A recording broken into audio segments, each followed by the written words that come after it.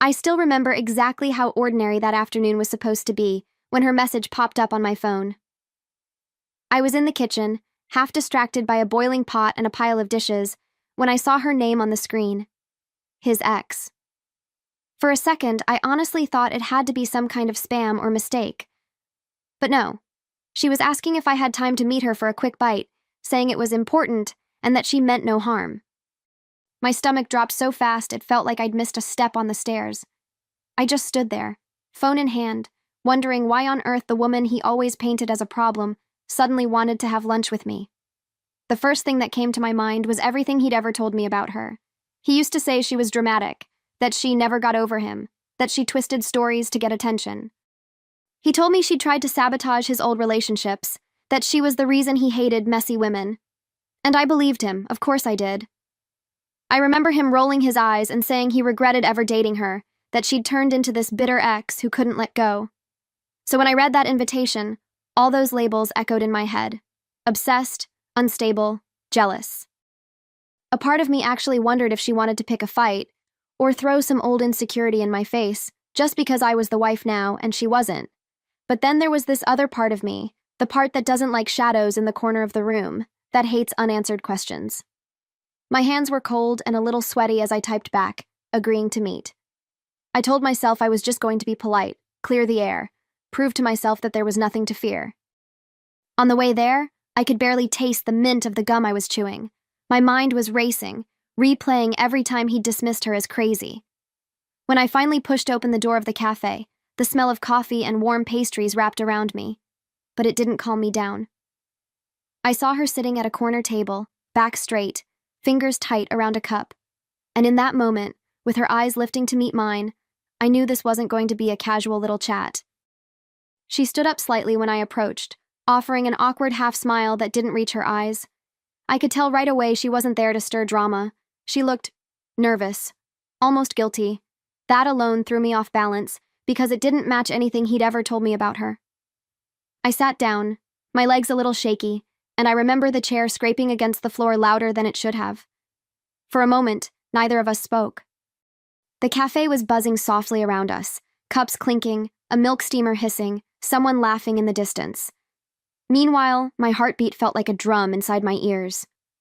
She finally cleared her throat and said she was glad I came.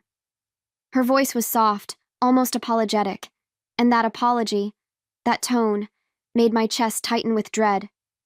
I tried to smile back, tried to act composed, but my mind was looping through every possibility of what she might say. Maybe she needed closure? Maybe she wanted to warn me about something unrelated. Maybe, God forbid, she wanted him back and thought confronting me was the way to go. Those were the kinds of messy, irrational fears that come up when silence drags out too long. She kept glancing down at her phone, twisting a napkin between her fingers. And then, out of nowhere, she said she didn't want to make things uncomfortable, that she wasn't there to argue or rehash anything from the past. She said she reached out to me because she believed I deserved to know something. Those words alone sent a chill crawling up my spine. My mouth felt dry when I asked her what she meant. I barely managed to get the words out without my voice cracking. She hesitated again, chewing on her lip, the way someone does when they're about to break bad news. And then she said it, almost in a whisper, that he had been messaging her.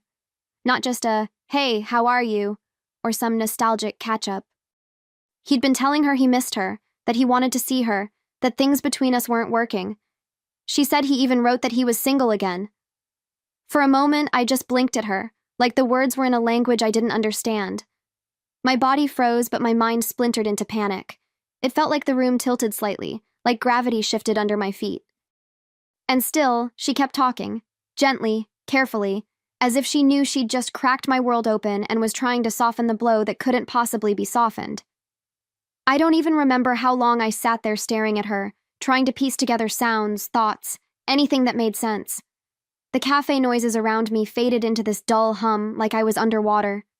I finally managed to ask her if she was absolutely sure, if she was positive those messages were recent. She nodded and turned her phone toward me. And there they were. His words. His name. His stupid little gray bubble saying he missed her laugh, saying he regretted losing her, saying he felt alive talking to her again. It was like someone had taken the floor out from under me. My hand started shaking so badly I had to set my coffee cup down before I dropped it. I remember thinking, absurdly, that I should have ordered tea instead. Something lighter, something that didn't suddenly feel like a stone in my stomach. She told me she debated for days whether she should contact me. She said she didn't want to be that woman again, the one blamed for chaos, the one accused of stirring trouble. She admitted she expected me to hate her, but when he started insisting they meet up, when he claimed he was single, that's when she decided enough was enough. Hearing her voice crack slightly as she explained all that, it broke something in me and mended something else at the same time. She wasn't my enemy. She'd been a victim of his lies once, and he was trying to make her one again. And suddenly it made sense.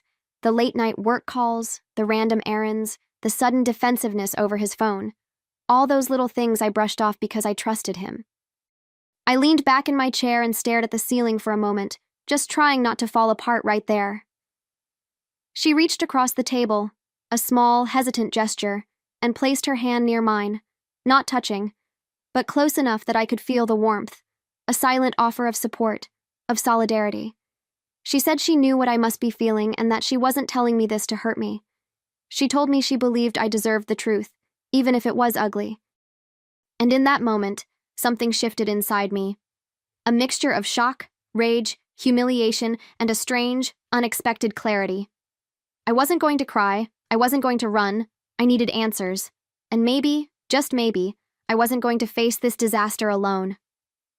When I finally managed to steady my breathing, I asked her, almost in a whisper, to tell me everything from the beginning. She nodded, exhaling like she'd been holding that breath for days, and started scrolling through the message thread. Each screenshot she showed me felt like another punch straight to the chest. There were weeks' worth of messages. He wasn't just flirting. He was building a whole alternate reality with her. He told her he'd been unhappy for a long time, that I didn't understand his needs, that he felt trapped. The kind of things you only say when you want someone to feel sorry for you, or when you're preparing to move on before you've even ended what you already have. And all the while, he'd been coming home to me, hugging me from behind while I cooked, joking about weekend plans, acting like nothing in the world was wrong. She tapped the screen on one particular message, the one where he said he wished they could go back to how things were, and that he was single again, because the marriage was over in all the ways that mattered. My jaw clenched so hard I felt a headache shoot up the side of my face. I remember thinking how casually he threw away our vows with a few taps on a screen, like they were disposable. Like I was disposable. And even then, some part of my brain tried to make excuses for him. Maybe he was drunk. Maybe he was overwhelmed. Maybe he didn't mean it. That loyal, hopeful part of me that still believed in the man I thought I married was desperately clinging to explanations that didn't make me feel like such a fool. She must have seen that conflict all over my face because she leaned in and told me she had no intention of hurting me. She said she didn't respond to most of his messages, that she kept her distance because she'd moved on and didn't want to sink into that chaos again. But when he started insisting, when he told her he was finally free, she realized something was off. She even said she thought about ignoring it altogether, but something in her conscience wouldn't let her. And hearing her say that, hearing the guilt mixed with honesty, made me feel something new. Gratitude. Not for the situation, God no, but for the fact that at least someone was willing to show me the truth he'd been hiding behind all those perfect husband smiles. I felt my throat tighten as she kept talking, not because of her words, but because of how familiar some of the lies sounded. He'd told her the same things he used to tell me about his ex before her. The same script, the same tragic hero act he always slipped into when he wanted sympathy. Hearing it laid out like that made my skin crawl. She told me he had this pattern, disappearing emotionally, then resurfacing with grand speeches about needing to find himself. And while she was describing it, I realized just how many red flags I'd painted white. All those nights he claimed he was exhausted, all the sudden mood swings, the way he got defensive when I asked harmless questions, it all snapped into place like pieces of a puzzle I should have solved years ago. At one point, she apologized again, telling me she wasn't trying to destroy my marriage. She kept her eyes down as she spoke, her voice trembling slightly. That vulnerability disarmed me in a way I didn't expect. There was no gloating, no hidden agenda, no competition between us. Just two women who'd been fed different portions of the same poison. And oddly enough, her honesty gave me the space to feel my anger freely. Not the kind of anger that makes you scream, but the deep, hollow kind that burns quietly through your chest, lighting up every moment you are made to feel small or paranoid or needy. I remember gripping the edge of the table and thinking, he knew exactly what he was doing. She went on to explain how he had tried to schedule a meetup, how he'd written that he felt alive again just talking to her, and how he wanted one last chance to see her in person. By then, my jaw was so tight I could barely move it. She said she couldn't stomach the idea of him lying to both of us, pretending he was some misunderstood victim while stringing us along. And that's when she said something that hit me like a blow to the sternum. He doesn't get to walk around hurting women for sport. Hearing that from her, someone who had every reason to avoid me, ignited something steady and fierce inside me. It was the first moment I felt a shift from shock to resolve, like the fog was lifting and leaving behind the sharper outline of what needed to happen next. I swallowed hard, trying to keep my composure as she scrolled through the final part of the conversation. And that's when she showed me the message he sent just the night before. One where he told her he'd been thinking about her nonstop, that he missed the way she made him feel, and that he couldn't stay in a dead marriage forever. Seeing that time-stamped proof, knowing he had kissed me goodnight not even an hour after sending it, made my entire body go cold. I felt something inside me quietly snap, not in a dramatic way, but in a painfully clear one. It was the moment I realized I wasn't grieving a marriage anymore. I was grieving who I believed he was. When I finally looked up at her again, she had her hands clasped in front of her, her expression soft but steady. She told me she understood if I hated her, but she wanted me to know she hadn't asked for any of this. She said she had only replied to him once, just once, and it was to tell him she wasn't interested, and that he needed to respect his marriage. And that, ironically, was the message that pushed her into contacting me. Because he responded by insisting he wasn't married anymore, saying that I knew the truth and they were basically done. I felt my nails dig into my own palms at that. It wasn't just betrayal, it was erasure. He had erased me, erased us, just to fish for attention from someone he threw away years ago. The more she talked, the more I realized she wasn't my threat. He was. She wasn't my enemy. He'd made both of us collateral damage.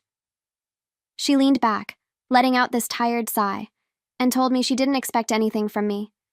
She didn't want drama. She didn't want revenge. She just wanted me to have what she wished someone had given her back then, the truth. But as I sat there, holding all that truth in my trembling hands, a different thought took shape in my mind, one that made my heartbeat slow down instead of speed up. I wasn't going to let him keep the upper hand. I wasn't going to let him walk away unscathed. And I could tell by the way she looked at me, really looked, that she felt that same quiet fire starting to burn. We sat there for a long moment, both of us staring at the phone between us like it was some venomous thing still capable of biting. I finally whispered, "I don't even know who I married," and the truth of those words tasted metallic on my tongue. She nodded slowly, her expression softening in a way that made something in my chest loosen. For the first time since sitting down, I didn't feel alone.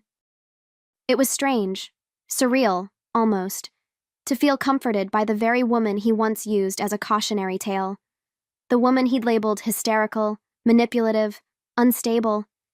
Yet she was the one who offered me truth, not him. She was the one sitting across from me now, not running from honesty but embracing it. Meanwhile, he was somewhere, blissfully unaware that the little empire of lies he'd built was starting to crack. She gently pushed her phone aside and folded her hands, as if bracing for what came next. She told me she had been exactly where I was, shocked, humiliated, desperate to make sense of the nonsense. She said she recognized the way my shoulders curled in, the way I kept taking shallow breaths. "You're trying to hold yourself together," she said quietly. "But none of this is your fault." And hearing someone say that, someone who had seen the same patterns, the same manipulation, hit me harder than the messages themselves. I felt this tightness in my chest begin to unravel, like I was finally allowed to stop pretending everything was fine. She added that he had always been good at twisting narratives to make himself look like the victim, always good at turning the women in his life against each other so he could stay in control. I remember sitting back in my chair and rubbing my temples, trying to process the magnitude of everything he'd done. Not just the cheating, the rewriting of history, the gaslighting, the emotional baiting. I told her I felt stupid, and she immediately shook her head, insisting he was the one who thrived on confusion. She said something then that I'll never forget. He counts on you feeling small. He counts on us blaming each other instead of seeing him for who he truly is. And just like that, something shifted between us. Something that felt like understanding, solidarity, maybe even the beginning of an alliance neither of us expected. I could feel it settling in my bones. This wasn't just about betrayal anymore. It was about reclaiming the power he always assumed he had over both of us. And in that moment, the idea of facing him alone suddenly seemed unnecessary. Because maybe, just maybe, we didn't have to. She leaned a little closer, lowering her voice, like we were conspiring even though neither of us had said the word revenge out loud yet. She started explaining how he operated when he wanted control, how he'd isolate, guilt trip, then come back with grand gestures that made you question whether you'd overreacted in the first place. Every example she gave echoed things I'd gone through. The silent treatments, the sudden bursts of tenderness, the way he'd make me feel childish for asking simple questions. I felt my stomach twist as I realized she wasn't describing her past with him. She was describing my present.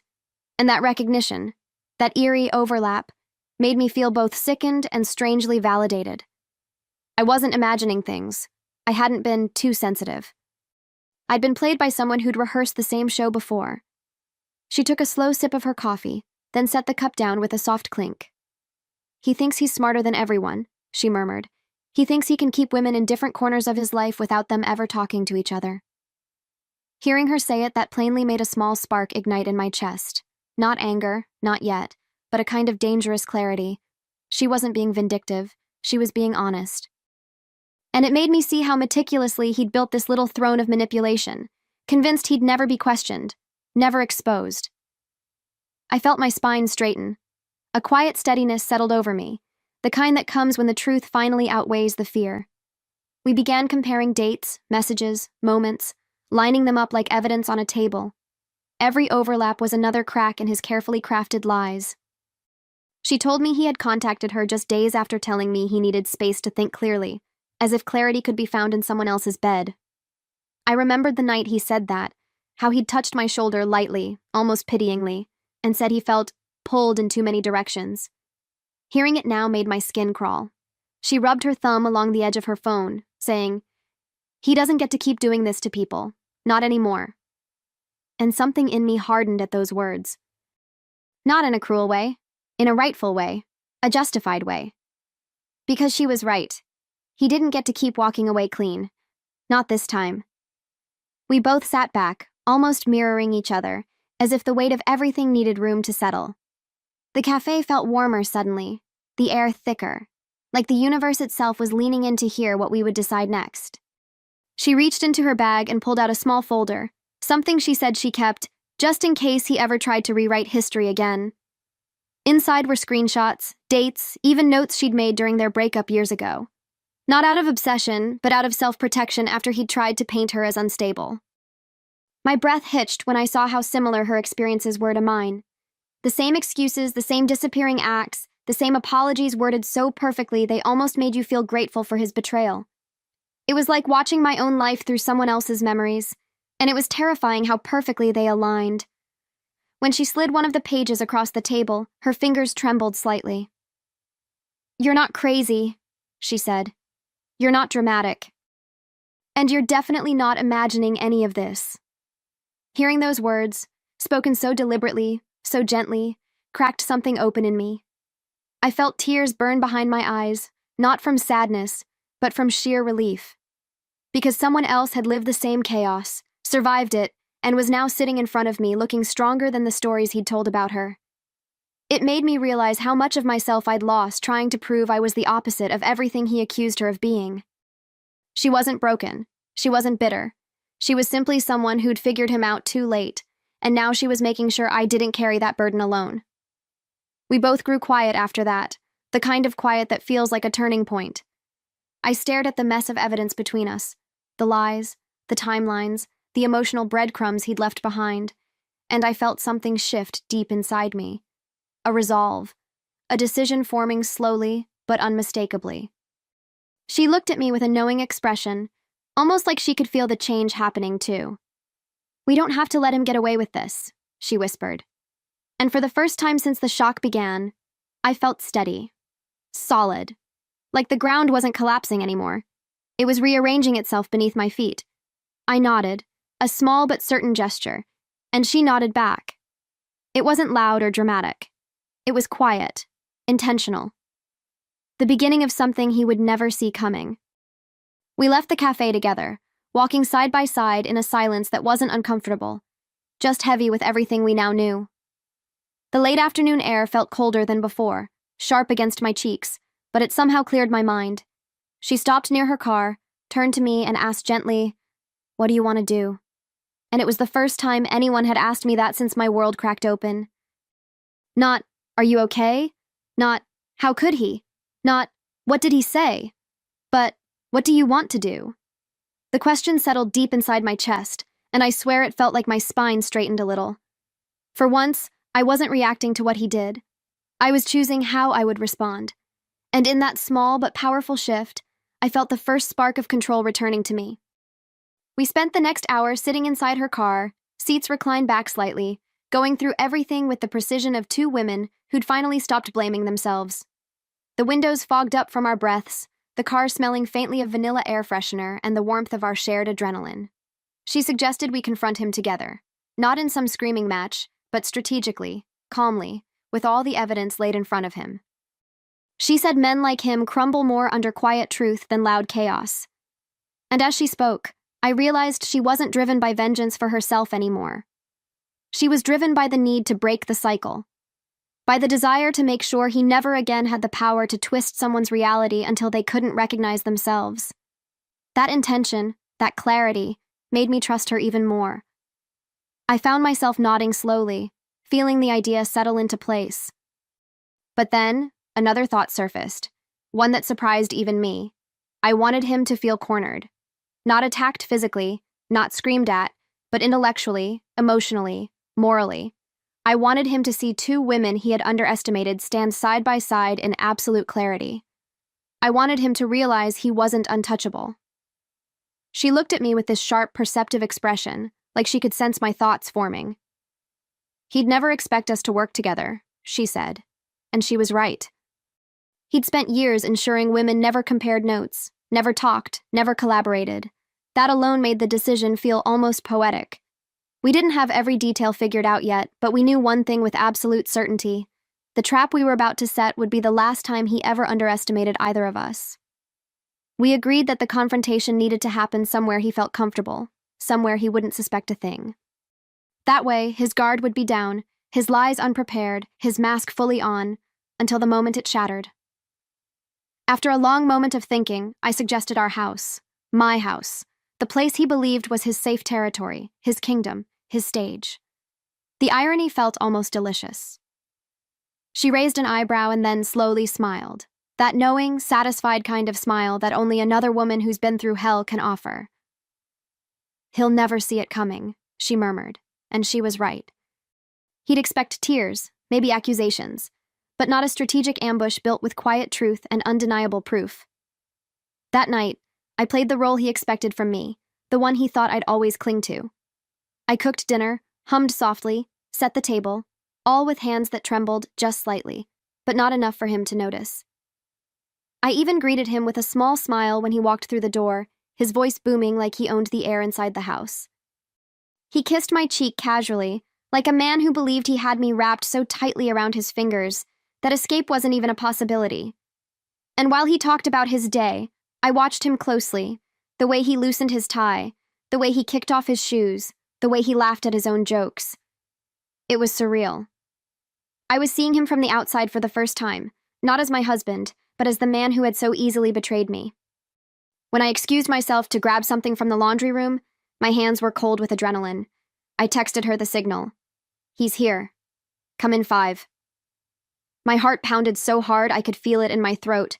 I stood there, leaning against the washer, listening to the muffled sounds of him moving around the kitchen like everything was perfectly normal. Then came the knock. One short, decisive knock that sliced through the house like a blade. I walked back calmly, deliberately, my face neutral. "Can you get that?" I asked. He looked confused. We weren't expecting anyone, but he went anyway.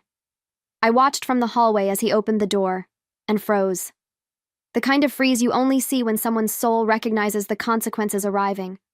The moment he saw her standing there, every ounce of color drained from his face. He didn't speak at first. His mouth opened slightly, then closed, as if his brain was scrambling for the version of reality he wanted to project. She stood tall, calm, almost eerily composed, holding her phone loosely in one hand. I walked up behind him slowly, my footsteps soft against the floor, and when he turned to look at me, I saw it. The panic flickering in his eyes. Not guilt, not remorse. Fear. Real fear. Because in that split second, he understood he wasn't controlling the narrative anymore.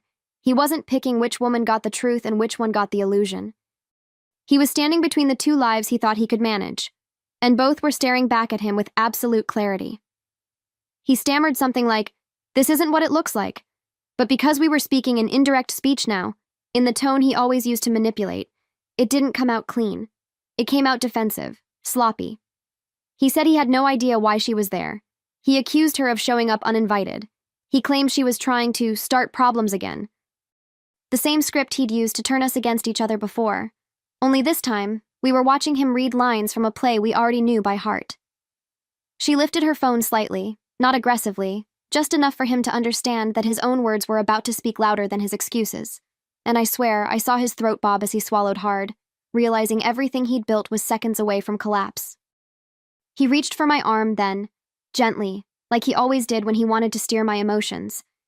He said I was misunderstanding things, that she was fixated, that she twisted conversations, the same tired excuses he thought would work forever. But his voice cracked, his confidence faltered, his hand trembled against my skin. I stepped back, just a small move, but it felt like an earthquake between us. She crossed her arms and said, softly but firmly, that he had told her he was single. And then it happened, the exact moment he realized the trap had closed. His shoulders slumped, his eyes darted around desperately, his mouth opening and closing like he couldn't find a single version of the truth that wouldn't bury him. It was the first time I'd ever seen him at a loss for words, and in the quiet that followed, he finally understood. Every lie he'd ever told had walked through the door at the same time, and none of them belonged to him anymore. He stood there, trapped between us, looking smaller than I had ever seen him. His shoulders weren't broad anymore. They were hunched, tight, like he was trying to fold himself into a version of the man he pretended to be. I watched him inhale sharply, then exhale through his teeth, the way he did when he was preparing to lie. He said we were ganging up on him. He said we were misinterpreting simple conversations. He even tried to say he had only reached out to her because he was concerned about her well-being. Listening to him twist the truth into shapes that didn't fit anymore would have broken me weeks earlier. But now, standing beside the woman he tried to pit against me, his words just fell flat. They held no weight, no power. It was like watching a magician stumble through a trick after the audience already saw the strings. She didn't raise her voice. She didn't stoop to his level. She just told him, calmly, that she had screenshots. All of them. The timestamps, the conversations, the invitations he pretended he never sent. And the way he reacted. I'll never forget it. He flinched. Actually flinched. Like the truth itself had slapped him across the face. He begged her not to show anything to the wrong people, said it would ruin his reputation. That was the moment something clicked so sharply inside me that I could practically hear it. He wasn't sorry. He wasn't ashamed. He was terrified of exposure, terrified of losing the image he'd spent years crafting. Then he turned to me, eyes wide, voice shaking in a way I'd never heard before. He said I was overreacting, that I shouldn't throw away our life together. He asked why I was choosing her side, like honesty was a side to pick. And the irony nearly made me laugh, because every time I'd asked for honesty, he'd made me feel like I was asking for too much. Now he was begging for mercy from the same transparency he'd spent so long avoiding. And for the first time in our marriage, I didn't feel afraid of disappointing him. I didn't feel guilty for standing my ground. I felt powerful, solid. Like my voice mattered more than the illusion of who he wanted me to be. He kept talking, rambling really, words spilling out in disorganized panic. the kind of panic men like him feel only when they lose control. He said he'd been confused, that he'd been going through a rough patch, that he didn't mean any of it. He even threw in that tired line about how men sometimes say stupid things when they feel neglected. And hearing him claim neglect after all the mental gymnastics I'd done to keep our marriage afloat made something dark and steady settle inside me. I didn't yell, I didn't cry, I didn't collapse. I just stood there, letting him expose himself with every clumsy justification. She watched him too, arms crossed, her expression almost bored, because she had already seen this performance in her own past with him. Once you've witnessed the pattern, it stops being heartbreaking and becomes predictable. He turned to her then, desperation leaking through his voice. He said she had misunderstood his intentions, that he never meant to lead her on, that he was only trying to check on an old friend. She actually laughed, a short, sharp sound that sliced the air. "You told me you were single," she reminded him calmly. His face twisted, searching for an explanation that didn't exist. He denied it at first, then backtracked, then claimed he didn't remember phrasing it that way. Every lie tangled with the next, until even he seemed unsure which version he was supposed to defend. It was almost pathetic watching him drown in his own contradictions. I took a step closer, my voice steady when I finally spoke. I told him I had trusted him, that I had defended him, that I had silenced my own instincts every time something felt off. And while I spoke, he kept whispering that I was making a mistake, that I was throwing away something real. He insisted he loved me. He insisted he was just lost. He insisted I was overreacting. But none of those words reached me. They floated in the air like smoke from a fire that had already burned itself out. And when he realized nothing he said was landing, when he realized I wasn't breaking, he panicked even more. He begged me not to tell anyone. He said his family would never look at him the same. He said it would kill him if his reputation fell apart. And that was when I looked him straight in the eyes and realized the truth. He didn't fear losing me. He feared losing the version of himself he performed for everyone else. I felt something inside me settle, a calm, deliberate certainty that surprised even me. I looked at him and told him, in the same detached tone he once used to dismiss my feelings, that his reputation was the least of my concerns now. That he had built a life on half-truths and borrowed integrity, and if it all crumbled because he couldn't keep his lies straight, that was his burden to carry. He dropped to sit on the edge of the armchair, elbows on his knees, hands tangled in his hair. He said I was being cruel, that I was choosing the worst possible interpretation of his actions. Hearing that, after weeks, months, maybe years of being blindfolded, made a sharp, almost bitter laugh rise in my chest. Cruel? He had no idea what cruelty even looked like. If I wanted to be cruel, this scene would have looked very different. Instead, I was simply done protecting a man who treated honesty like an optional accessory. She stepped closer then, standing beside me, not dominating the moment, not overshadowing me, but supporting me with that quiet, powerful solidarity only another woman who's lived the same nightmare can offer. She told him he needed to stop pretending, that he needed to face what he'd done. And he begged, actually begged, for us to handle this privately, said he couldn't bear the thought of his parents knowing, his co-workers knowing, anyone knowing, that he'd lose everything, that he didn't deserve to be dragged through the mud. And something shifted in my chest, not out of pity, but out of clarity, because he wasn't afraid of the truth. He was afraid of losing the mask he'd always worn. I told him, calmly and without raising my voice, that I would no longer lie for him, that I would no longer curate the version of him he wanted the world to see. He reached for my hand, but I stepped back, and the distance between us felt symbolic, like the physical manifestation of every time he'd emotionally distanced himself while expecting me to close the gap. His voice cracked as he asked me not to ruin his life. But the truth was, I wasn't ruining anything. I was simply returning what already belonged to him. She and I exchanged one quiet glance, a shared understanding, a shared strength. And in that moment, I realized just how powerful honesty becomes when women stand side by side instead of being pitted against each other. And as I watched him crumble beneath the weight of his own choices, I felt the first real breath of freedom fill my lungs.